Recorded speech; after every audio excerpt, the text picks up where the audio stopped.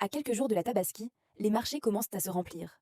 Les bêlements des moutons résonnent, les familles discutent, les enfants regardent avec émerveillement. Mais pour le musulman sincère, choisir son mouton n'est pas seulement une tradition. C'est un acte d'adoration envers Allah. Un homme demanda un jour: Comment savoir si mon sacrifice est accepté auprès d'Allah? Et un savant lui répondit: Commence par purifier ton intention avant même de regarder le mouton. Car dans l'islam, l'Aïd al-Adha n'est pas une compétition de richesse.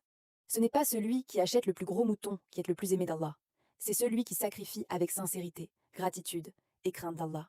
Coran nous enseigne: ni leur chair ni leur sang n'atteindront Allah, mais ce qui l'atteint de votre part, c'est la piété.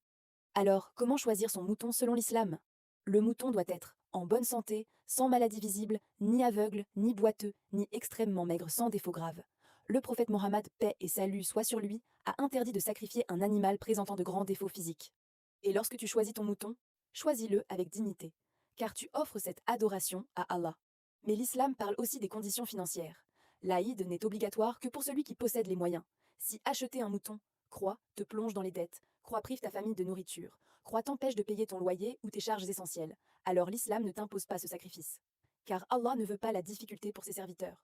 Même un mouton simple, acheté avec un argent halal et sincère, peut être meilleur auprès d'Allah qu'un grand sacrifice acheté pour impressionner les gens. La vraie richesse de la tabaski, ce n'est pas le prix du mouton. C'est le cœur sincère, le partage avec les pauvres, les invocations, les liens familiaux et l'obéissance à Allah comme l'a montré Ibrahim. Car derrière chaque mouton sacrifié se cache une histoire de foi, de soumission et d'amour envers Allah. Si cette histoire t'a touché, laisse un cœur, partage-la autour de toi afin de rappeler la beauté de la tabaski à d'autres musulmans. Écris en commentaire: Alhamdulillah, si toi aussi tu veux vivre cette fête avec sincérité et piété.